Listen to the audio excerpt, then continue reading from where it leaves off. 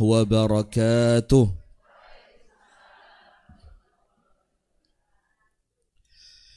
إن الحمد لله نحمده ونستعينه ونستغفره ونستهديه ونتوب إليه ونعوذ بالله من شرور أنفسنا وسيئات أعمالنا من يهده الله فلا مضل له ومن يضلل فلا هادي له أشهد أن لا إله إلا الله وحده لا شريك له وأشهد أن محمدا عبده ورسوله صلى الله عليه وعلى آله وأصحابه ومن والاه. أعوذ بالله من الشيطان الرجيم. يا أيها الذين آمنوا اتقوا الله حق تقاته ولا تموتن إلا وأنتم مسلمون. اللهم أنت ربي لا إله إلا أنت خلقتني وأنا عبدك وأنا على عهدك ووعدك ما استطعت أعوذ بك من شر ما صنعت أبوء لك بنعمتك علي وأبوء بذنبي فاغفر لي فإنه لا يغفر الذنوب إلا أنت. أصبحنا على فطرة الإسلام وعلى كلمة الإخلاص وعلى دين نبينا محمد صلى الله عليه وسلم وعلى ملة أبينا إبراهيم حنيفا مسلما وما كان من المشركين. أما بعد. اللهم إنا نسألك علما نافعا ورزقا طيبا وعملا متقبلا. اللهم علمنا ما ينفعنا وانفعنا بما علمتنا وزدنا علما وهدى وتوفيقا. آمين يا رب العالمين. Hadirin sekalian, pemirsa Madani TV dimanapun Anda berada, pemirsa LKC TV dimanapun Anda berada, dan pemirsa Sayap Dakwah TV dimanapun Anda berada, dan ibu-ibu jamaah Majelis Ta'lim Bunda Smart yang semoga kita bersama senantiasa dirahmati oleh Allah, senantiasa dimuliakan oleh Allah, dan senantiasa mendapatkan taufik dan bimbingan dari Allah Subhanahu wa ta'ala. Amin ya rabbal alamin. Puji dan syukur alhamdulillah kita haturkan kepada Allah atas nikmat yang Allah karuniakan sehingga di pagi hari ini kembali kita dipertemukan Allah dalam majelis yang mulia ini dalam rangka menjalankan salah satu di antara perintah Allah, dan ini merupakan ibadah yang paling utama, yaitu talabul ilmi. Kita berdoa kepada Allah Ta'ala, kita memohon kepada Allah semoga apa yang kita amalkan, semoga apa yang kita niatkan mendatangkan ridha dari Allah untuk kita bersama. Amin. Dan semoga amalan ini diterima dan dicatat oleh Allah sebagai ibadah. Amin ya rabbal alamin. Kemudian berikutnya salawat beriring salam semoga tercurahkan dan terlimpahkan kepada suri tauladan kita, uswah kita bersama, Nabi besar, Nabi agung, An-Nabi Muhammad sallallahu alaihi wasallam, beserta seluruh keluarganya, beserta seluruh istrinya, beserta seluruh sahabatnya, dan seluruh di antara umat dan pengikutnya yang setia menjalankan sunnah, menjalankan tuntunan, dan menjalankan ajarannya ila yaumil qiyamah.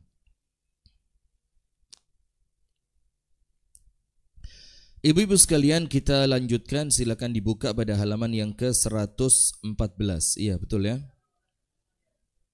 18? 14, 114. Setelah 113 ya. Oh iya, 114. 113 sudah tentang seorang ibu yang memiliki kasih sayang yang luar biasa kepada anaknya. Dan kasih sayang seorang ibu kepada anaknya itu adalah sebab Allah Ta'ala akan merahmatinya. Jadi kalau ibu itu sayang banget sama anaknya, nanti sama Allah ibu itu akan apa? Akan disayangi, akan dirahmati. Ceritanya adalah ketika Ibunda Aisyah kedatangan tamu, ternyata tamunya itu apa? Minta makan, sama Ibunda Aisyah dikasih 3 butir kurma. Maka kurma yang satu dikasihin anaknya, yang satunya dikasihin anaknya, dan yang punya ibunya tadi tidak dimakan, ditunggu dulu. Setelah anaknya makan 2 butir kurma tadi, ternyata anaknya masih merasa kurang, maka punya ibunya dipotong 2, satu dikasihin, satu dikasihin. Setelah Rasulullah sampai di rumah sallallahu alaihi wasallam, oleh Ibunda Aisyah kejadian tadi diceritain. Apa kata Rasulullah? Ya ndak usah kaget, kalau seorang ibu memang seperti itu. Dan kasih sayangnya dia kepada anaknya itu menjadikan Allah merahmati dia. Jadi ibu-ibu ini bersyukur, Bu. Karena apa? Ibu itu kan sayang sama anak itu naluri. Anak sakit, rela ndak tidur itu nggak perlu kerja keras, naluri itu. Ya walaupun capek ya, tapi kan dia melakukan itu dengan apa? Dengan tulus. Kayak ndak ada yang nyuruh gitu loh. Kayak memang otomatis, sebagaimana ibu itu rela lapar, yang penting anaknya kenyang, kan begitu ya. Nah, ketika itu Allah ciptakan sebagai sifat sunnatullahnya perempuan, tapi dengan itu ternyata Anda mendapatkan ganjaran besar. Anda sama Allah dirahmati. Dan hati-hati, rahmat itu bukan sesuatu yang kecil. Kita ini bisa masuk surga karena apa? Rahmat. Faham, Bu, ya? Sekarang bab yang baru, yaitu bab yang ke-50, yaitu takbil al-atfal, mencium anak kecil. Mencium apa? Anak kecil. Dan tidak tahu ini ilmunya dari mana, cuma sudah lama muncul di Facebook, muncul di Instagram segala macam. Katanya anak itu hendaknya dicium di 4 tempat. Saya apal tapi saya tidak ngerti ilmunya dari mana, cuma kok nampaknya ini terus disampaikan. Yang pertama, ciuman bangga itu diciumnya di ubun-ubun. Dan orang Arab itu biasanya memang nyiumnya di sini. Ketemu orang peluntir sirai. Itu kalau orangnya ndak ngerti, dikeplak sih ngambung itu. Iya, karena kalau di Jawa ini kan kepala itu apa? Kepala ini kehormatan kan? Jadi jangankan dicium, dicekel aja wis. Ayo gelut lah gitu loh. Ini taruh sini ndak apa-apa. Ini iklan air minum santri. Nah, gini. Apalagi kalau ada yang warna merah, warna hijau. Yang merah itu biasa sirup, hijau itu jangan sirup, merah itu apa? Wedang uwo. Dulu saya pertama di sini minumannya enak-enak. Sekarang kok menurun kayaknya.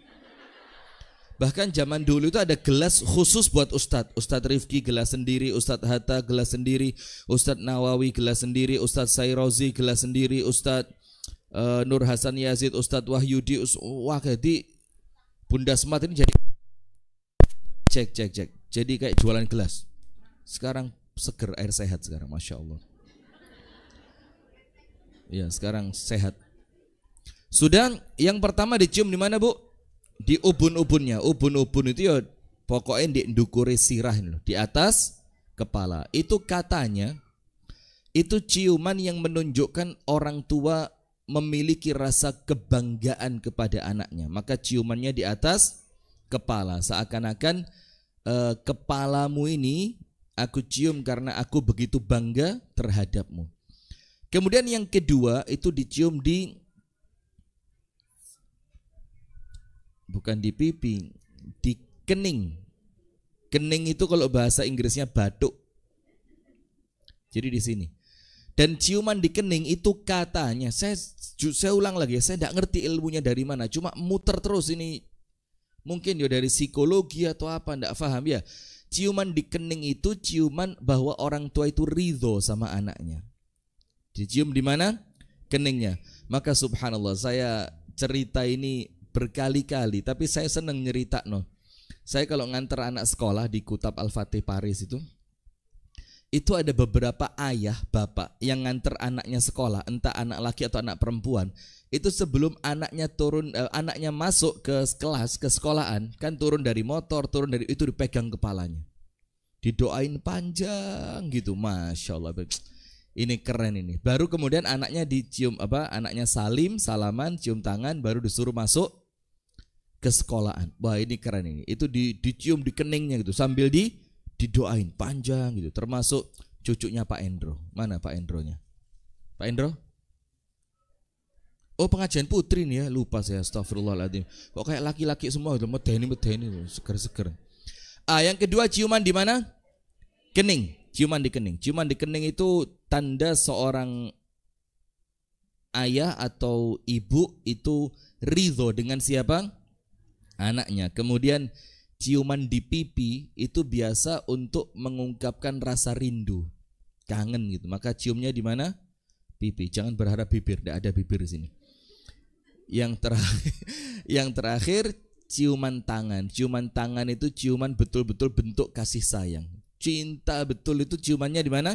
Tangan. Sebagaimana Rasulullah Shallallahu Alaihi Wasallam dalam sebagian riwayat itu kalau Siti Fatimah radhiyallahu taala anha itu datang, itu diciumin sama Rasulullah, tangannya itu diciumin. Sebagaimana ciuman hormat dari seorang anak kepada siapa?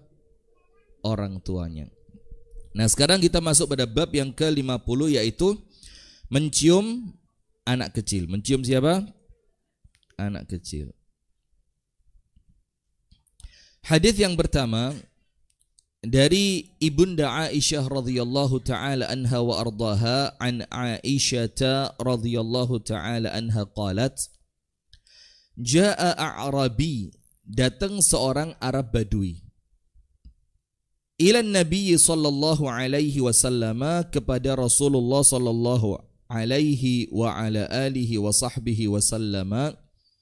Faqala, maka laki-laki itu dari kalangan Arab Badui mengatakan begini, Bu. Atuqabbiluna sibyanakum? Ini pertanyaan karena mereka mengingkari. Karena apa?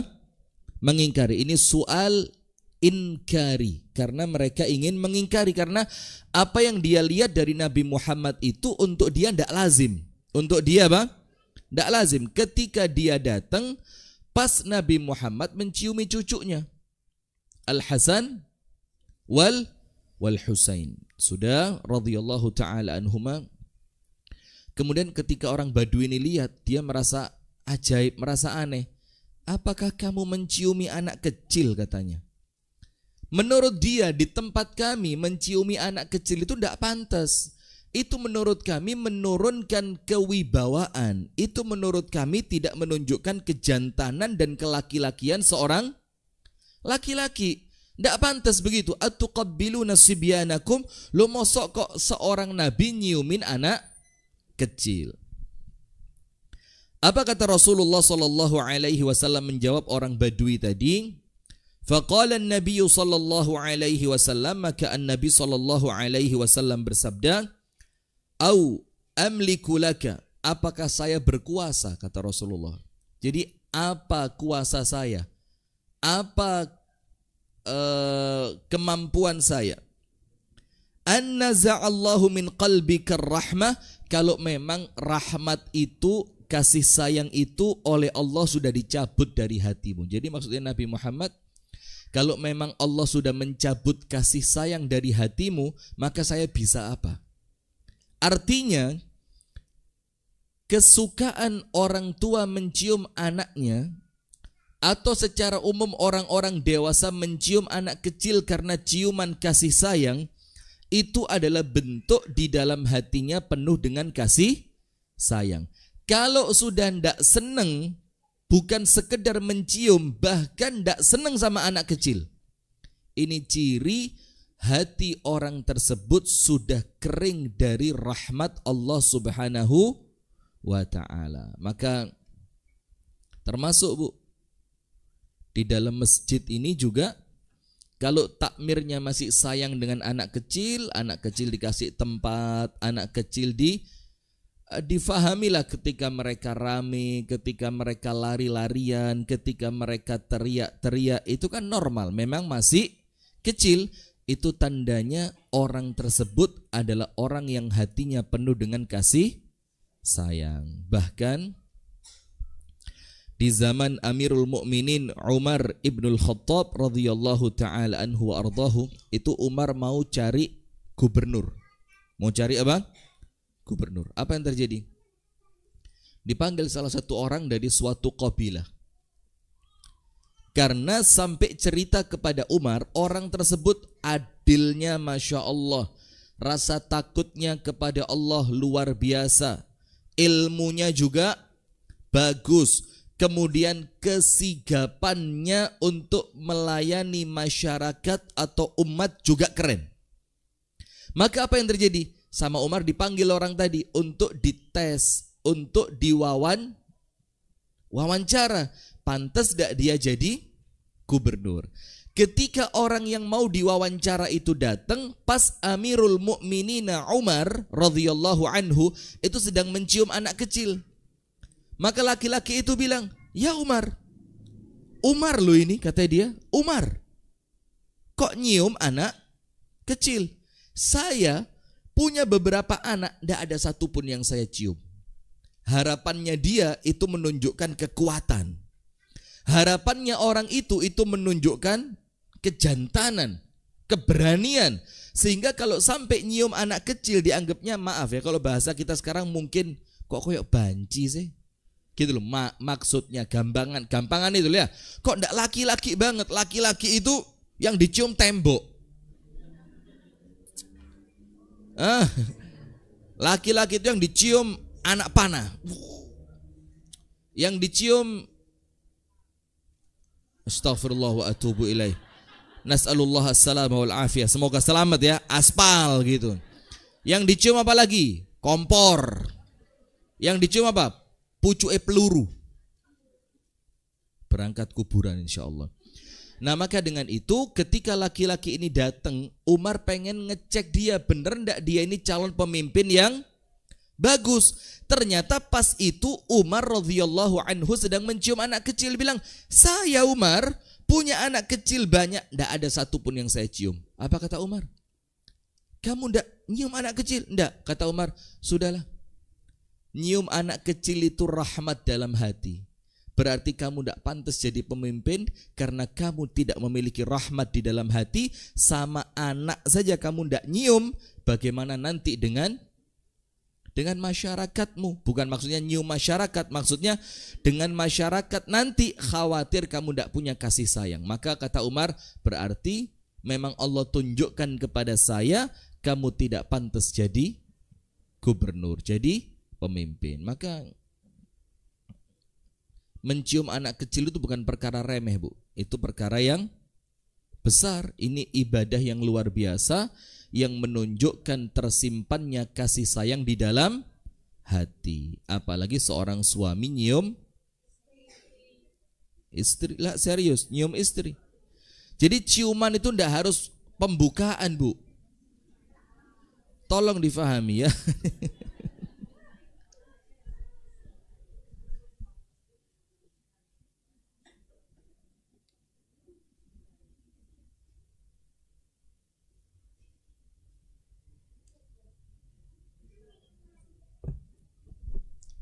Air minum santri. Tidak ada jargonnya apa gitu. Bisa membaca kitab setelah minum air ini. Tidak ada. Jadi termasuk ciuman seorang suami kepada istrinya. Cobalah.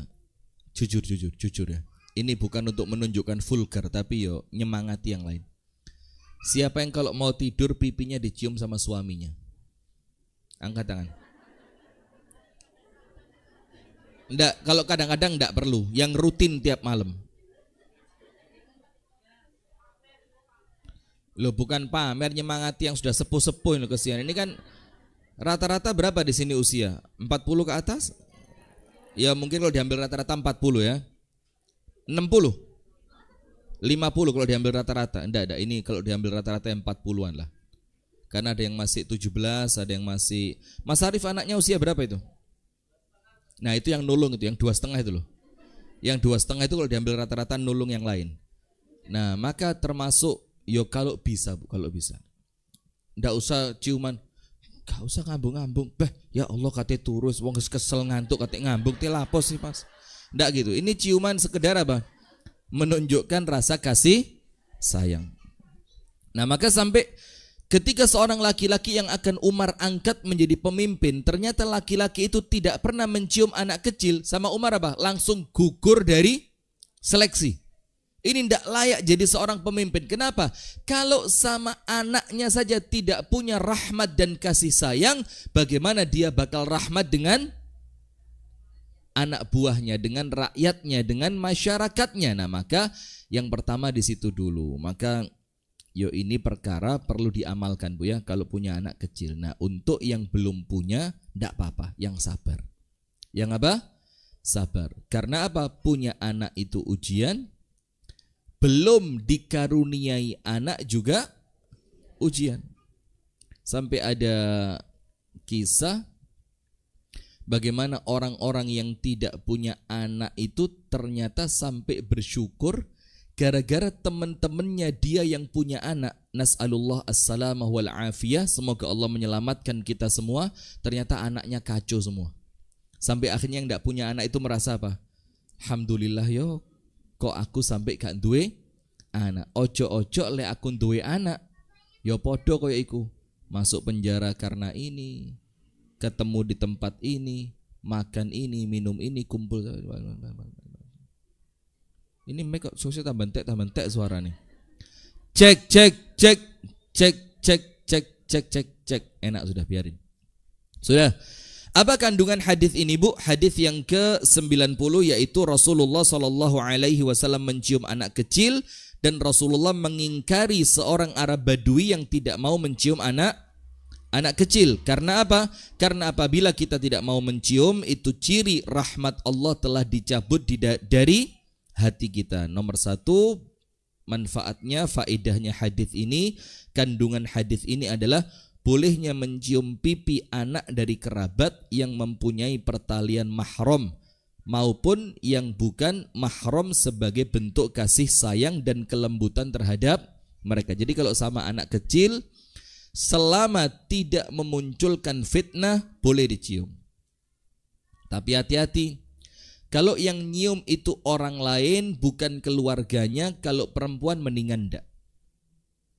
Misalkan perempuannya sudah umur 4-5 tahun, sekarang kan sudah mulai kelihatan ya, umur 4-5 tahun itu kan mulai ketok elek yo elek, ayu yo ayu. Kenapa? Karena kan khawatir, kalau memang nanti khawatir memunculkan sesuatu yang tidak baik, mendingan cium tangan saja. Tapi kalau dirasa aman, mungkin masih terlalu kecil, masih umur 2 tahun, 2,5 tahun, dicium tidak apa-apa. Ketika dia lawan jenis. Tapi kalau sejenis, laki dengan laki, perempuan dengan perempuan, tidak jadi masalah, boleh dicium.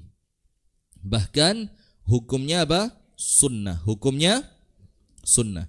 Yang kedua, menyayangi kerabat adalah sunnah, baik laki-laki maupun perempuan. Hadis yang berikutnya. Haddatsana Abu Salamah ibnu Abdurrahman anna Abu Hurairah radhiyallahu taala anhu qala, disebutkan dari Abu Salamah ibnu Abdurrahman bahwasannya Abu Hurairah radhiyallahu taala anhu mengatakan, qabbala Rasulullah sallallahu alaihi wasallam Hasan ibn Ali wa indahu al-Aqra' ibnu Habis at-Tamimi jalisun. Suatu ketika Rasulullah sallallahu alaihi wasallam mencium Al-Hasan ibnu Ali. Jadi cucunya ya, yang namanya siapa? Hasan bin Ali. Dan ketika Rasulullah sallallahu alaihi wasallam mencium Al-Hasan bin Ali, di sebelahnya ada Al-Aqra' ibnu Habis. Ini nama laki-laki, Aqra' bin Habis at-Tamimi. Jalisun, dalam keadaan Aqra' bin Habis sedang duduk. Faqala, maka Al-Aqra' mengatakan kepada Rasulullah sallallahu alaihi wasallam, ini mereaksi perbuatannya Nabi Muhammad tadi. Ini reaksi yang spontan ketika dia lihat Nabi Muhammad mencium cucunya, moro-moro dia langsung loh. Gitu loh, kayak kaget karena maaf Bu ya, kita juga ketika membaca hadis itu juga perlu ngerti sedikit banyak tentang karakteristik orang Arab di mana hadis itu ada di antara mereka. Sebagaimana Asy-Syaikh rahimahullah barusan meninggal, Al-Mubarakfuri, Safiyur Rahman Al-Mubarakfuri, penulis kitab Ar-Rahiqul Makhtum, itu ketika nulis sejarah Nabi, sirah Nabi, itu tidak langsung masuk ke sejarahnya, lahirnya, diangkat jadi nabi, pernikahannya, kemudian di gua Hira, di gua Thur segala macam. Enggak, tapi apa? Dijelaskan dulu kabilah-kabilah Arab, karakteristik orang Arab. Itu dijelaskan. Kemudian demografi. Anda ngerti demografi enggak? Apa? Percuma ngerti pun enggak manfaat buat Anda ya. Masya Allah, bagus kan? Nah, demografi, kemudian macam-macam diceritain supaya apa? Ketika Anda masuk pada sejarah, Anda wes ngerti Bu. Anda sudah memahami secara utuh, secara keseluruhan, termasuk ini. Ketika Al-Aqra' bin Habis itu kaget karena memang orang Arab itu wataknya apa? Keras. Maka orang Arab yang wataknya paling lembut itu orang Yaman. Arab dari Yaman. Ketika kelompok dari Yaman datang, Rasulullah bilang apa? Atakum ahlul Yaman araqqun nasi quluban. Telah datang kepada kalian penduduk Yaman manusia sak dunia yang hatinya paling lembut. Araqqun nasi quluban, manusia yang hatinya paling lembut. Maka Rasulullah nyambutnya orang Yaman yang datang ke Madinah itu sambutannya luar biasa. Karena apa? Mendatangkan kebaikan, mendatangkan ilmu, mendatangkan hikmah dan macam-macam. Nah sudah, karena orang Arab yang memang watak dasarnya keras, maka Al-Aqra' bin Habis ini ketika ngelihat Rasulullah menampakkan kelembutan kepada anak kecil, itu dianggapnya apa? Menurunkan kewibawaan ini. Ini menjatuhkan kejantanan ini. Masa laki-laki yang tugasnya perang, pegang pedang, kemudian apa? Ghilzah wal 'unuf wa syiddah, keras, tegas, kok nyium anak kecil. Maka Al-Aqra' bin Habis mengatakan, inna li 'asyratan minal walad, ya Rasul, saya punya 10 anak laki-laki. Ma qabbaltu, anaknya berapa? 10. Dan 10 ini siapa? Laki-laki, belum yang perempuan loh ya. 10, karena yang dicium Nabi Muhammad siapa? Al-Hasan. Al-Hasan laki apa perempuan? Laki. Maka anak itu Bu, kalau dianggap anak itu beban, ya 2 wis angkat tangan. Aduh wis gak kuat wis Mas. Turung maneng kok, aduh ngelahirnoi. Ayo Bu, tarik Bu, tarik. Dah, buang. Tarik. Dorong. Aduh. Lebay. Nggak gitu juga ya? Oh enggak. Gimana? Saya pernah nemeni istri saya lahiran di rumah sakit dekat sini. Sini. Dekat sini. Itu baru suruh narik dikit melayu saya sudah. Bukan karena istri saya yang teriak. Tonggo nih sebelah. Kabur saya. Dan semenjak itu tidak pernah saya nemenin istri saya ngelahiran. Yang terakhir bahkan, bukan yang terakhir, yang ketiga, anak ketiga lahiran di Malang. Itu anak saya lahir, saya ditelepon sama umi saya ketiduran di mobil. Nah, apa mah? Kenapa? Anak wis lahir. Oh ya wis. Baru turun saya. Sok-sokan berani. Waduh ketinggalan saya Bu Dokter, ya Allah. Aduh capek saya sudah dari malam nunggu. Padahal gak wani asli nih. Sudah. Saya mau cerita apa kok sampai sana tadi? Nah, maka kalau anak itu Bu dianggapnya beban, ya 2 ya sudah. Kenapa? Karena orang itu kalau dapat beban, kepingin banyak apa kepingin sedikit? Anda kalau ingin hidup penuh beban atau ringan dari beban? Ringan kan? Normal. Nah kalau anak Anda anggap beban, ya Anda tidak kepingin banyak. Kenapa? Karena membebani, ngerepoti, kate turu gak iso, kate arisan direpoti anak. Iya enggak? Nanti kita pengen senam anak gandoli, kita pengen ngopi, ribut, repot, rewel sama anak, Kita pengen sama suami, anak belum tidur, nanti WA-WAan, wis aman mas, wis turu. Ayo. Itu kalau anak dianggap apa? Beban. Maka satu, kayak gak pantes, mosok mek siji. Tapi loro itu kok bahasa Jawa ya? Ketika loro sakit ya, ketika punya anak dua, itu pun punya anak dua bukan karena keinginan, tapi apa? Pantes-pantesan. Mosok sih mek siji. Nah, ketika sudah dapat dua, wis lega, wis mas ya, ketok aja mas. Apa nih ikumu mas? Apa yang KB steril itu loh, jangan salah paham. Apa KB, hati-hati bu. Apa hukum motong itu bu? Dalam Islam haram. Yang terlanjur sambung lagi. Atau kalau tidak bisa disambung, tanggung jawab kafarohnya suami suruh nikah lagi. Yo ijole apa? Anda bagaimana nyambungnya yo? Cari perempuan yang masih tersambung. Setuju? Saya kok setuju ya? Sudah? Tidak. Sudah itu yang 30 detik ke belakang itu guyon. Nah sudah, maka hukumnya motong haram bu. Artinya apa namanya, steril ya. Yang ndak bisa anak ya, yang betul-betul dites wis gak iso mutlak ndak bisa punya anak. Hukumnya apa? Haram. Yang boleh itu apa bu? Menjaga jarak. Nah kalau cuma diikat, dijepit, itu mendekati. Karena apa? Rata-rata kalau sudah lama diikat itu tidak bisa punya anak. Rata-rata begitu. Walaupun 1-2 bisa, maka sesuatu yang mendatangkan kemudorotan itu dihindari. Nah maka ya sekedar pakai cara yang lain lah. Ya yang penting kan bisa hitungan hari segala macam. Sudah, tidak usah membahas KB. Ada bidan di sini. Mana Bu bidan? Nah sudah, apa yang terjadi bu? Tapi kalau anak itu dianggapnya adalah aset, ngerti aset? Anak itu dianggapnya adalah, misalkan Anda punya tanah, itu namanya apa? Iya aset kan? Kalau anak dianggap aset, maka Anda kepingin punya aset banyak apa sedikit? Jujur wis, dari situ dulu. Kalau dianggap beban, kepinginnya banyak apa sedikit? Sedikit, karena anak dianggap beban. Kalau orang tua panjenengan zaman dulu nganggap anak itu beban, ndak ada pengajian Bunda Smart ini, ndak ada entek wonge.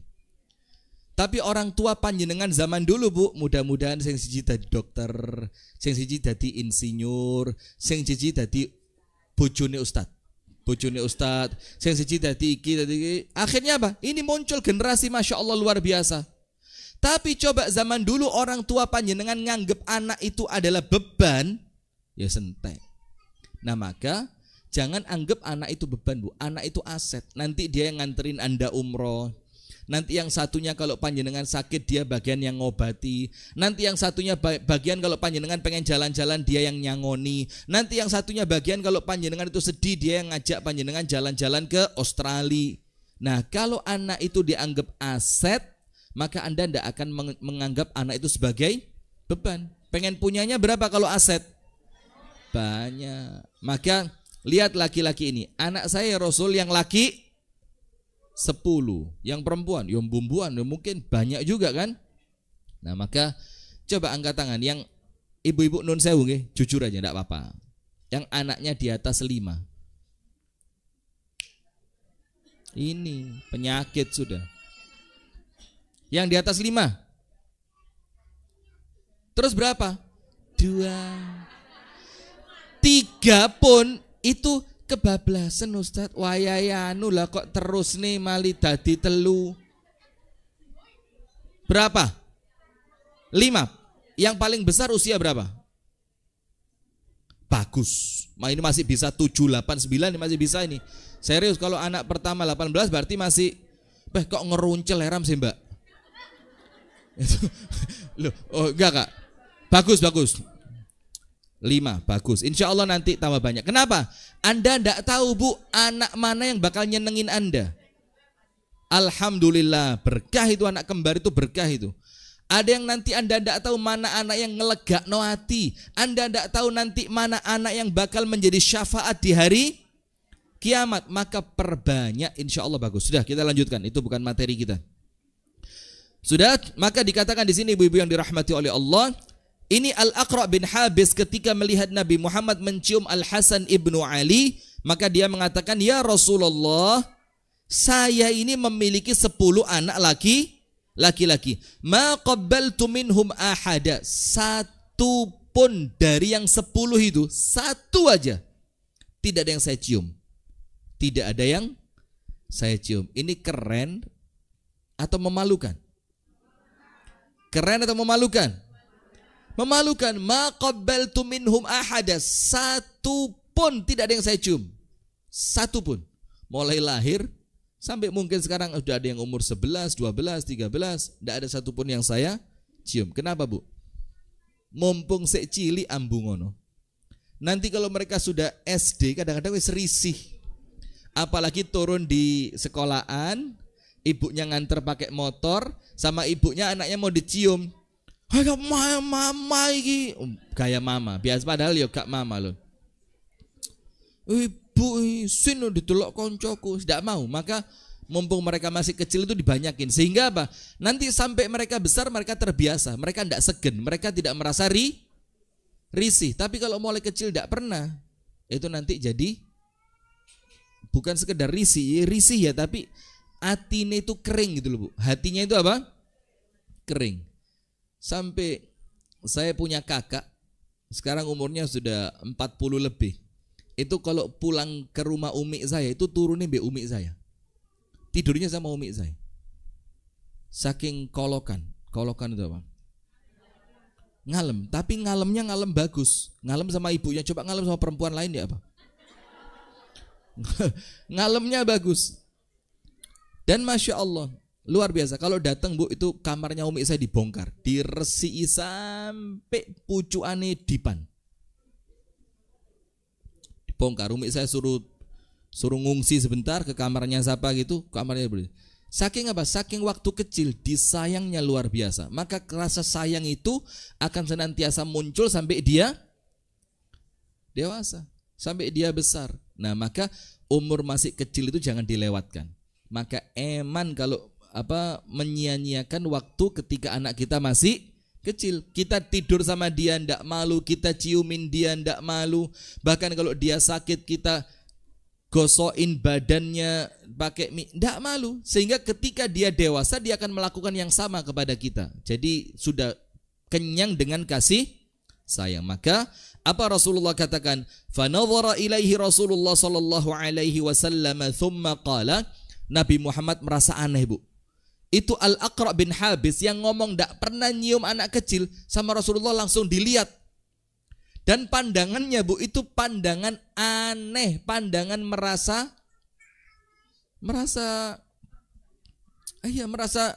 bertanya-tanya gitu, penuh tanda tanya. 10, tidak ada yang kamu cium satu pun dari mereka? Tidak. 10 loh. Kalau panjenengan lah minimal lahir procot lah diambung. Setelah itu kan ya enggak tahu lagi. Ya kan?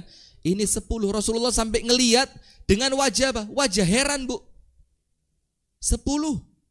Enggak pernah dicium. Enggak. Apa kata Rasulullah? Man la yarham la yurham. Yang tidak mengasihi tidak dikasihi. Artinya apa?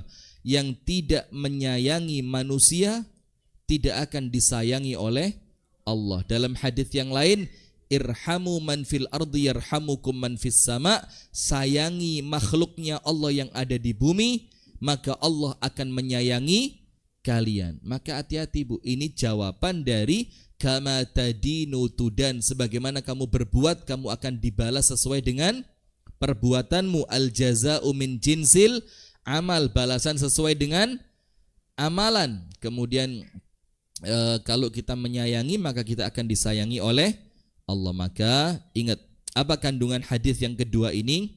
Mencium anak baik yang termasuk mahram maupun yang tidak termasuk mahram adalah untuk mengungkapkan rasa kasih sayang dan kelemah lembutan, bukan untuk kenikmatan dan syahwat. Maka ingat, kalau menciumnya sudah untuk kenikmatan dan syahwat maka tidak boleh. Yang bisa ngontrol siapa? Diri sendiri. Misalkan saya ketemu ada di Kediri satu, sampai sekarang saya mulai cium dak gitu loh. Itu ngaji sama saya, dibawa sama bapaknya mulai lahir. Jadi sudah kira-kira usia berapa bulan gitu, saya dibungkus, itu udah dibawa ngaji. Karena bapak sama ibunya Masya Allah, tabarakallah, istiqomah. Sudah mulai bisa jalan. Pokok ben ketemu salim. Kalau ngaji pulangnya ndak salim sama ustadz, itu sampai rumah ngeruang. Sampai pernah sekali diteleponin saya supaya anaknya tenang. Sudah pernah satu kali kejadian, saya pengajian di Kediri, itu kunci motor saya taruh depan sejadah, sama dia diambil sama anak kecil itu. Ketika sholat ini maghrib, waduh saya mulai sholat gak tenang, aduh hilang, hilang. Wes kacau ini sholat ini kan. Ndak lama balik bu, sebelum salam diijoli kunci mobil. Tak pikir pinter, bagus. Ini ndak salah kalau saya sayang sama anak ini mulai kecil. Ditukari kunci mobil. Saya juga ndak tahu itu kunci mobilnya siapa. Ndak lama akhirnya ketika saya pengajian, saya kasih takmirnya, akhirnya balik semula. Saya dapat kunci motor, kunci mobilnya balik sama pemiliknya. Getun roto anjurone hati. Aduh. Kok ya ketemu sing duwe gimana? Coba gak ketemu kan enak gitu. Nah sudah, sekarang dia sudah mulai agak besar. Umurnya sudah mendekati 5 tahun.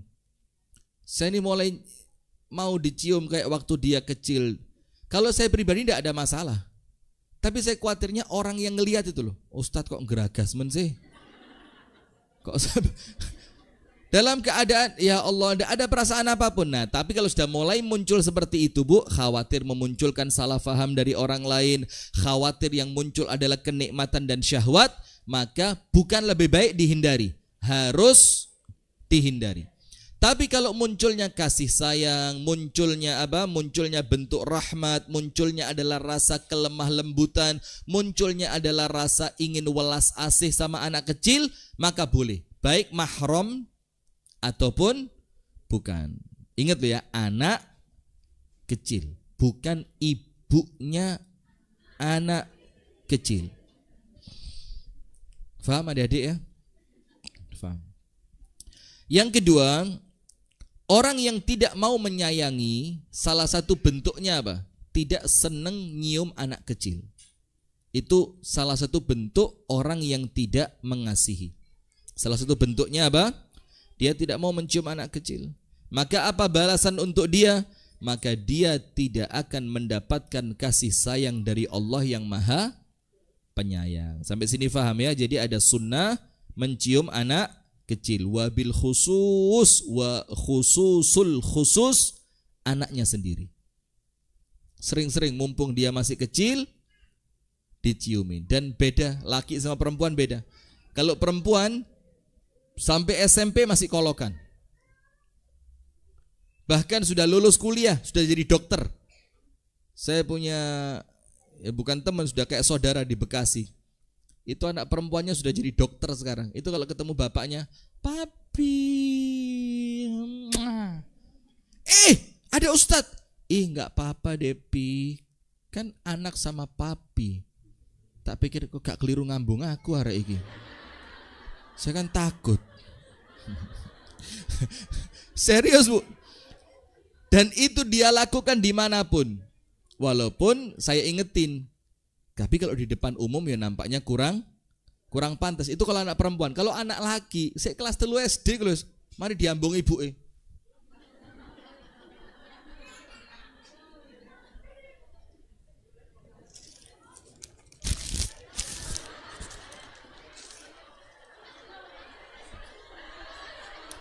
Itu kalau laki. Iya apa enggak? Iya. Kalau anak laki itu ya ono gimananya gitu loh ya.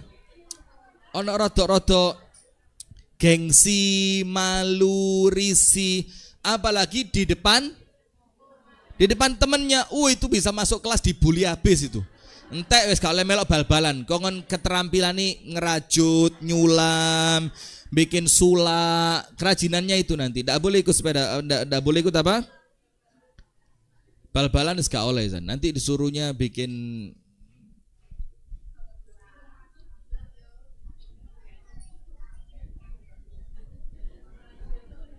bentel. bentel hati yang mulai berjauhan. Masya Allah. Sudah. Maka mumpung mereka masih kecil, ayo bismillah banyakin. Dan kalau anak perempuan itu lebih menyenangkan ketika disayang dibanding anak laki. Kalau anak laki kadang-kadang mesti ono dirangkul itu loh. Tapi kalau anak perempuan dirangkul, balas rangkul. Dan itu dalam Islam bernilai ibadah yang hukumnya apa? Sunnah yang mendatangkan kasih sayang dari Allah untuk mereka yang mampu melakukannya. Semoga kita oleh Allah diberikan kemampuan untuk itu, dan dengan itu kita mendapatkan rahmat dari Allah Subhanahu wa taala. Amin ya rabbal alamin. Sampai ada satu kisah tentang anak kecil ini yang menjadikan preman tobat. Sampai preman itu sampai apa?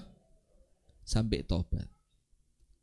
Dan itu kisahnya karena apa? Karena anak kecil yang begitu apa? Menyenangkan di dalam hati. Bab yang berikutnya, bab yang ke-51, bab adab ayah dan berbuat baik kepada anaknya. Jadi adabnya seorang ayah. Coba lihat dalam Al-Quran.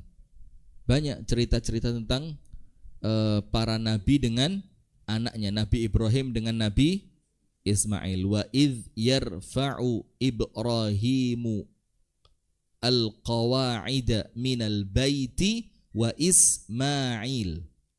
Ketika Ibrahim mengangkat, meninggikan pondasi Ka'bah bersama siapa?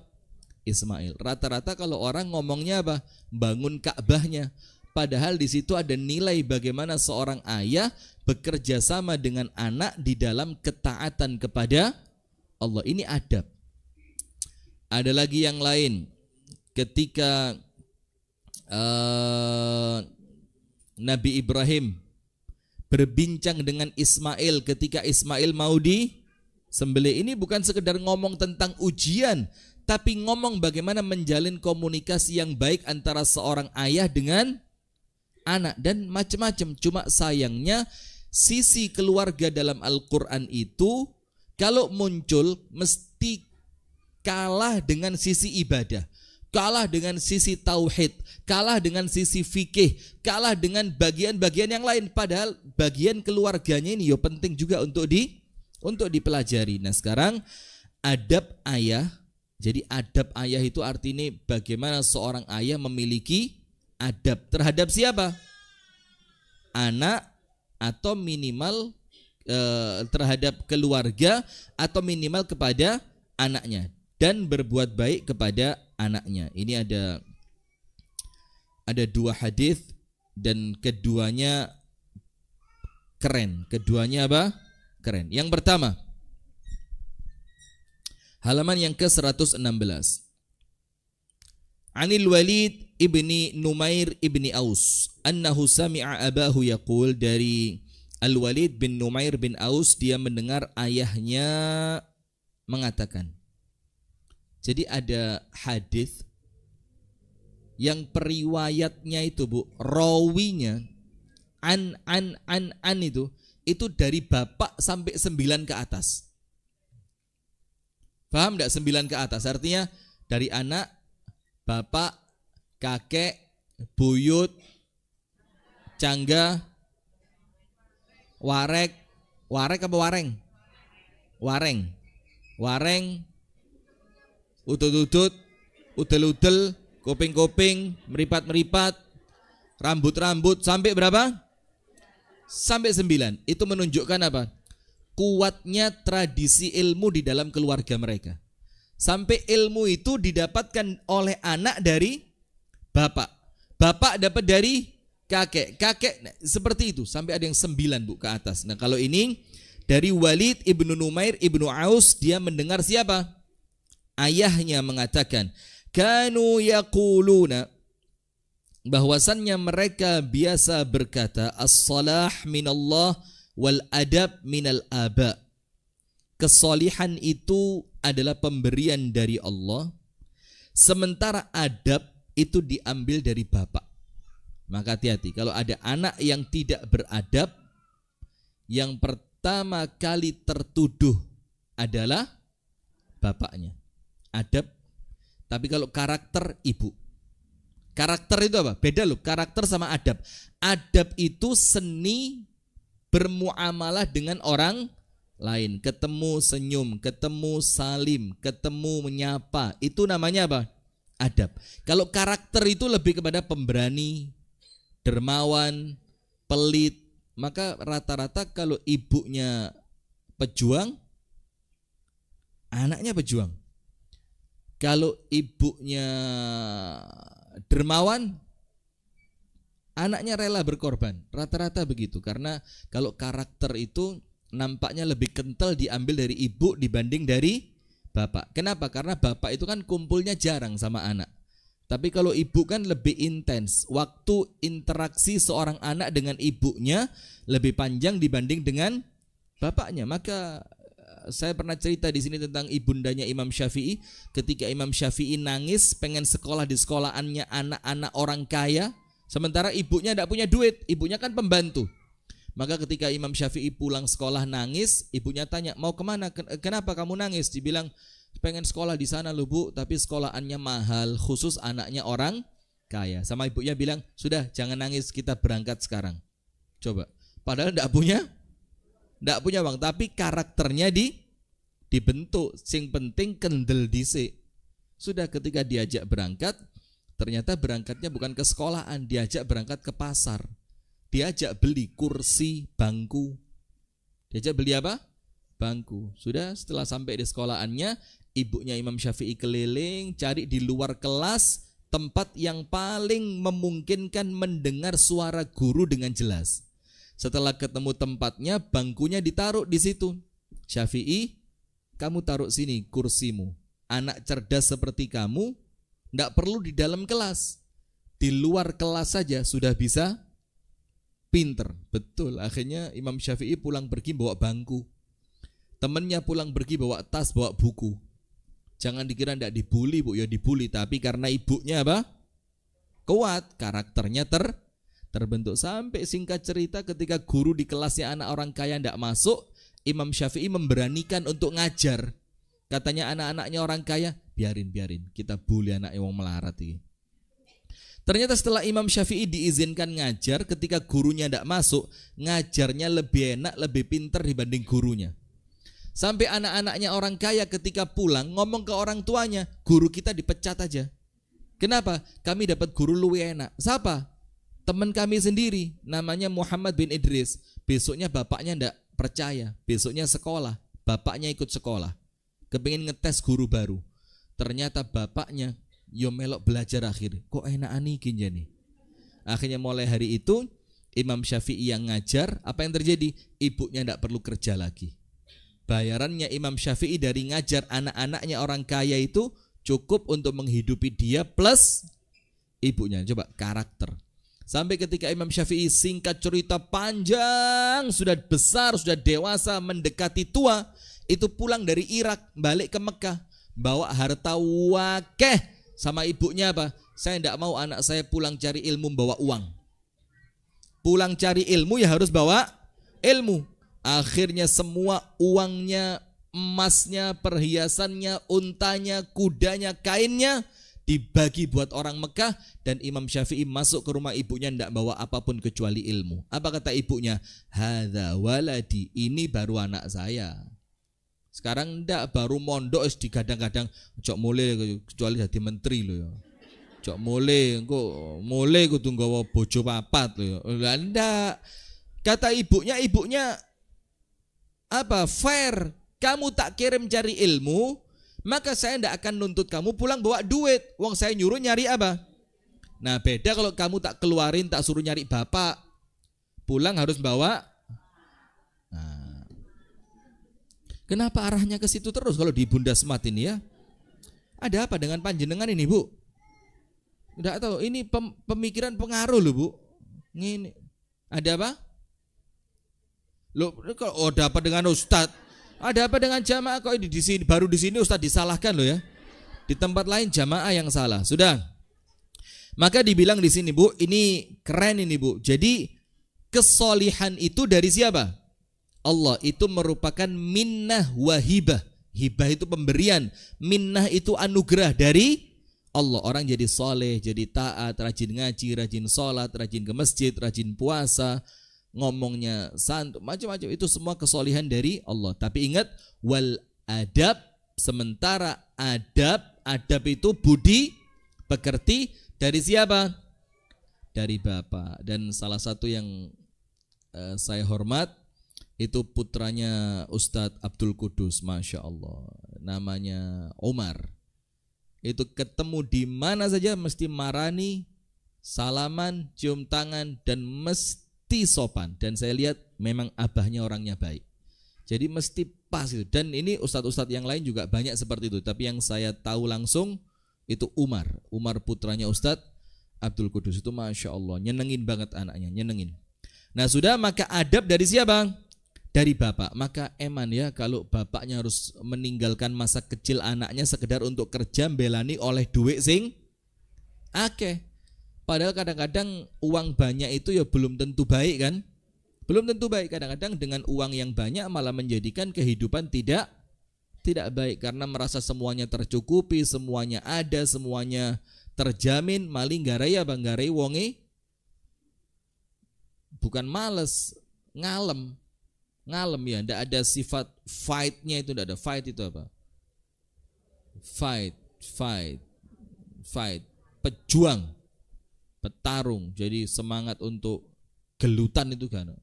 Nanti maling menang, gak gampang gelut, bek tonggone gak gelut, bek bose gak gelut, bek anak kurang keren. Dunia lah gak ono gelute kurang keren. Astagfirullah. Udah 15 detik ke belakang bercanda. Karena ini kalau live tidak ada titnya gitu. Hadis yang kedua, kandungan yang pertama, kandungan dari hadis yang pertama, kesolihan adalah pemberian dari Allah, sedangkan adab yang baik adalah sebaik-baik pemberian orang tua kepada anaknya. Dan itu tanggung jawabnya siapa? Ayah. Mengajari dan mendidik merupakan salah satu tanggung jawab seorang ayah. Kalau ibu lebih kepada apa? Karakter tadi. Jadi kalau karakter itu bawaan sikap. Kalau adab, bagaimana dia berinteraksi dengan orang lain. Termasuk karakter itu adalah bagaimana dia menyikapi keadaan. Pas susah bagaimana, pas seneng bagaimana, pas dia banyak duit seperti apa, pas dia harus menghadapi itu semuanya apa? Karakter yang biasanya turunannya dari siapa? Ibunya. Hadis yang kedua disebutkan an Amir anin Nu'man ibni Bashir haddatsahu anna abahu intalaqa bihi ila Rasulillah sallallahu alaihi wasallam yahmiluhu faqala ya Rasul. Dari Amir bahwasannya An-Nu'man ibnu Bashir menceritakan kepadanya bahwasannya bapaknya An-Nu'man ibnu Bashir ini pergi menghadap Rasulullah sallallahu alaihi wa alihi wasallam. Kemudian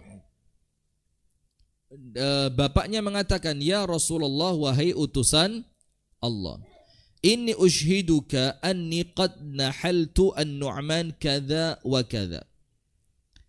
Ya Rasulullah, wahai utusan Allah, aku memintamu menjadi saksi bahwa aku telah memberikan kepada Nu'man, inni nahaltu an-Nu'mana kadza wa kadza.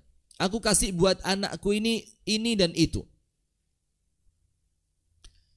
Akulla waladika nahalta. Maka Rasulullah tanya sama bapaknya An-Nu'man ibnu Bashir, bapak, apakah semua anakmu kamu beri yang sama seperti apa yang kamu berikan kepada yang satu ini?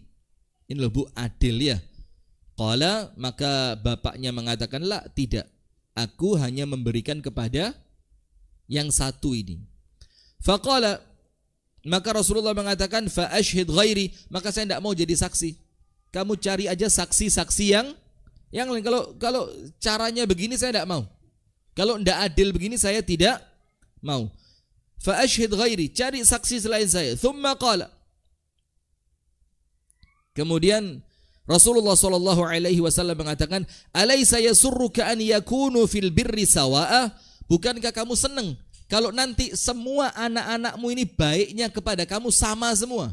Kuwabeh api semuanya baik, bukan cuma yang satu baik gara-gara kamu kasih, yang lain jahat gara-gara tidak kamu kasih. Maka ini hati-hati Bu, lek dum-dum warisan itu loh.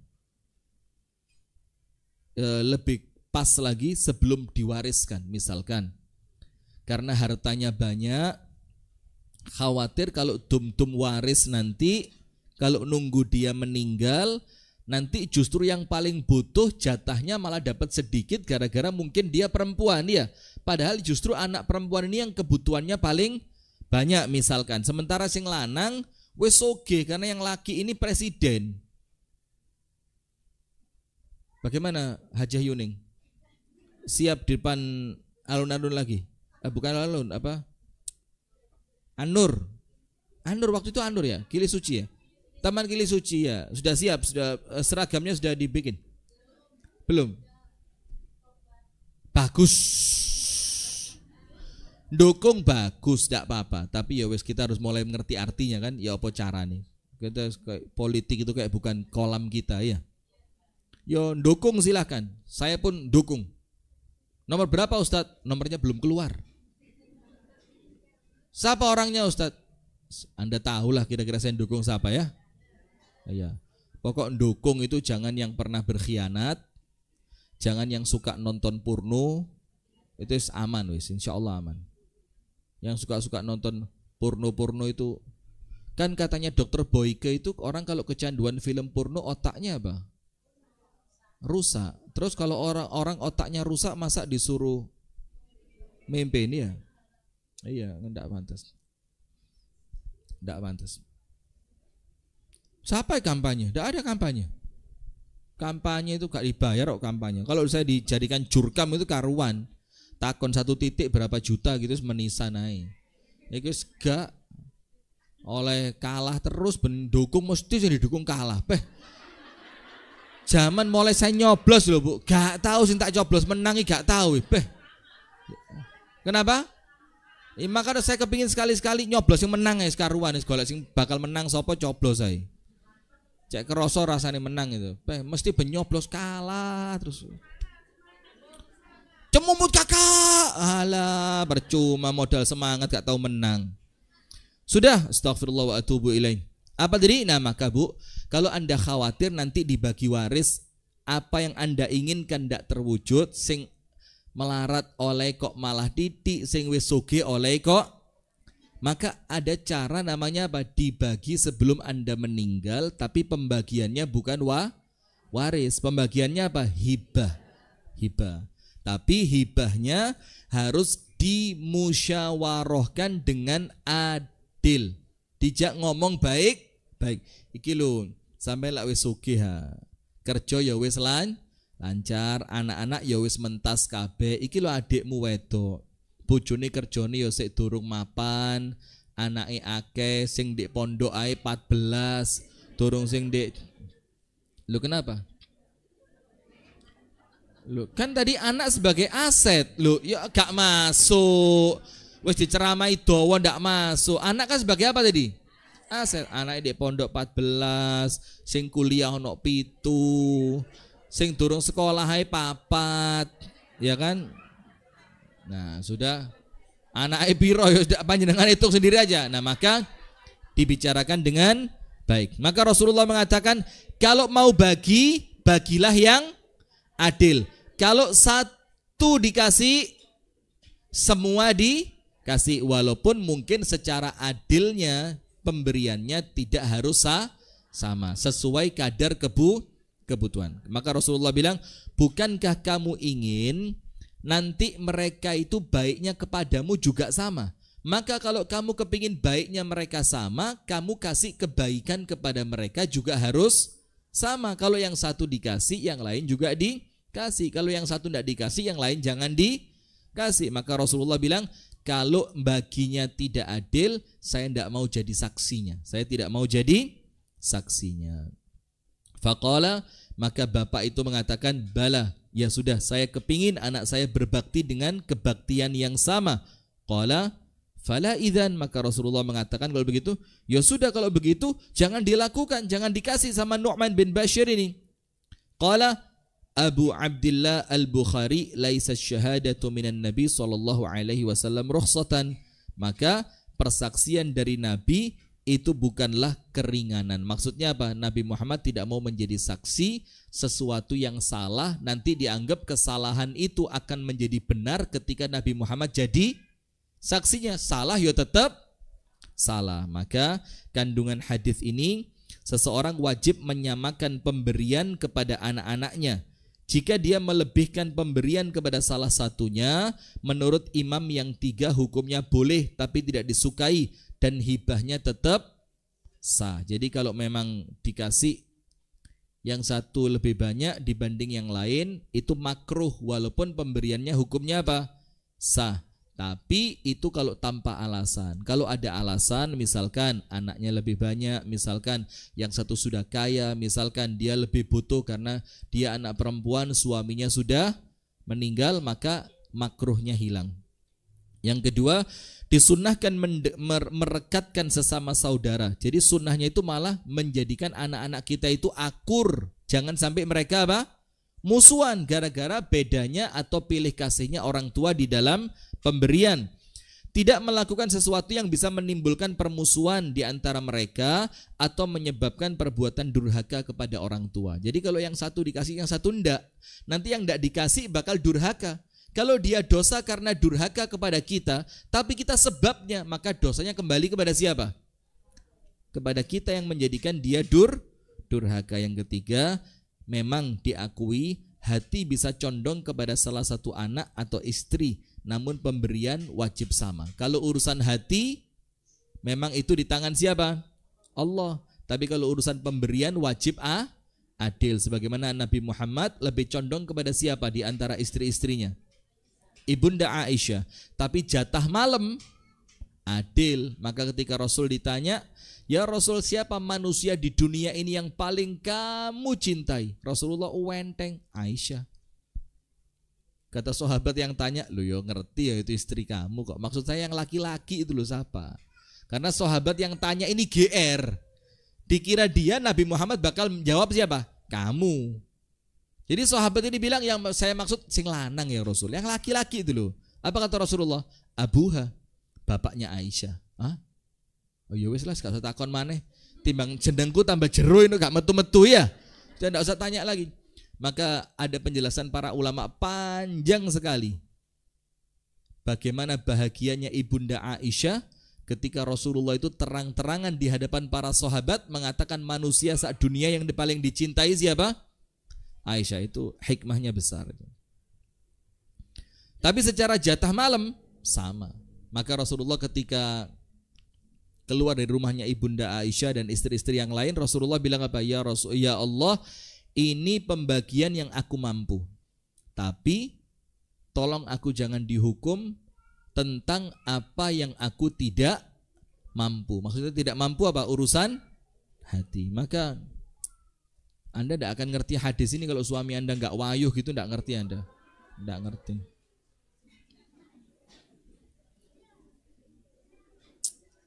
Ya mudah-mudahan lah ya dalam waktu dekat ya. Amin ya Rabbal Alamin. Setuju ya? Setuju? Setuju ya? Setuju ya? Masya Allah luar biasa. Bagus. Minimal di TV loh Bu, jangan masih ada kene kayak minimal. Setuju Bu ya? Bagus, luar biasa. Yang terakhir, yang keempat, hakim dan mufti wajib meminta penjelasan tentang sesuatu yang memang memang menuntut adanya penjelasan. Maka contohnya Nabi Muhammad ini kan di situ sebagai hakim. Maka bapak ini tadi minta Nabi Muhammad menjadi apa? Saksi. Maka Nabi Muhammad bilang apa? Kamu kasih sama Nu'man bin Bashir, yang lainnya kamu kasih enggak? Dibilang enggak. Maka Rasulullah bilang, ya sudah kalau gitu jangan saya sebagai saksinya. Berarti hakim itu harus minta penjelasan, jangan sampai dia memutuskan sesuatu yang tidak benar. Sudah Bu ya, insya Allah kita lanjutkan pada pertemuan yang berikutnya. Semoga ada manfaatnya. Kurang lebihnya saya mohon maaf. Hadanallahu wa iyyakum ajma'in. Subhanakallahumma wa bihamdika asyhadu an la ilaha illa anta astaghfiruka wa atubu ilaik. Assalamualaikum warahmatullahi wabarakatuh.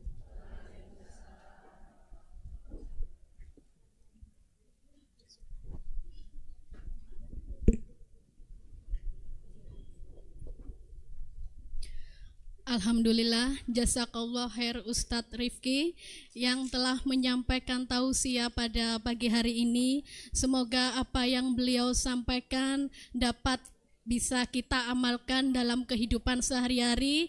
Semoga kehidupan kita menjadi lebih berkah serta dapat menambah keimanan kita kepada Allah Subhanahu wa taala serta menambah kecintaan kita kepada Rasulullah Shallallahu alaihi wasallam.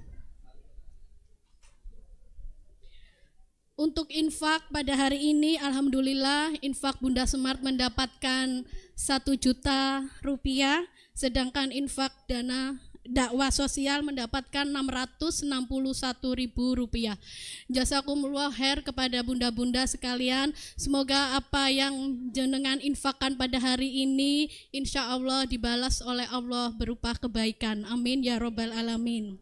Untuk mengingatkan kembali bahwa besok ada kajian tafsir Ibnu Katsir dengan metode tamyiz bersama Ustadz Nawawi pada pukul 8 pagi. Dilanjutkan jam 9 pagi ada tahsin bersama Bunda Asi. Dimohon bunda-bunda sekalian untuk menghadiri kajian besok, nggih. Sebelum kajian kita ini akhiri, marilah kita tutup dengan doa kafaratul majlis bersama-sama. Subhanakallahumma wa bihamdika asyhadu an la ilaha illa anta astaghfiruka wa atubu ilaik.